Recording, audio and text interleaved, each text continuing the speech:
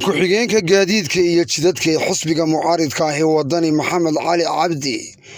ayaa hambalyo u diray shacbiga Somaliland shirgudoonka cusub ee golaha wakiilada Somaliland iyo sidoo kale gudoomiyaha xisbiga mucaaridka ah ee wadani markii guul laga gaaray in si nabadgelyo ay ku soo dhamaato doorashada shirgudoonka golaha wakiilada ee Somaliland. xogaye ku-xigeenka gaadiidka iyo jidadka ee xisbiga mucaaridka ah ee wadani Maxamed Cali Cabdi oo maanta warbaahinta la hadlay ayaa waxa uu yiri Maxamed Cabdi xogaye ku-xigeenka gaadiidka horumarinta shirka wadooyinka aad baan faraxsanahay hadalka way gudbiyeen aan hadlo inaan ilmeeyo waxaan doonayaa inaan halkan ugu hambaliyeeyo shacbiga Jamhuuriyadda Somaliland waxaan u hambaleynayaa maanta guul weyn oo taariikhiya waa guul qaranka Somaliland oo gaaray waa guul taariikhiya waxaan halkan ugu hambaleynayaa Cabdirasaaq Khaliif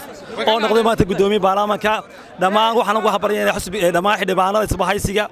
waxaan kale halkan aad iyo aad ugu hambaleynayaa oo gudoomiyaha xisbiga wadani Cabdiraxmaan Ciro oo ilaa maalintii doorashada la galay ilaa maanta aan habeen iyo maalin seexan guusha ugu weyn isaga saaran tahay isaga ku dadaalay maanta inay guusha helno Cabdirasaaq kursiga fadhiisiyay waa maanta guusha ugu weyneed inuu gaanay maanta waxaan u leenahay waa guul ay shacbiga Jamhuuriyadda Somaliland oo dhangaareen waxa weeyaan adduunka waxaan dusnay inaynu dal shiinahay oo dimuqraadiya oo is xoreeyay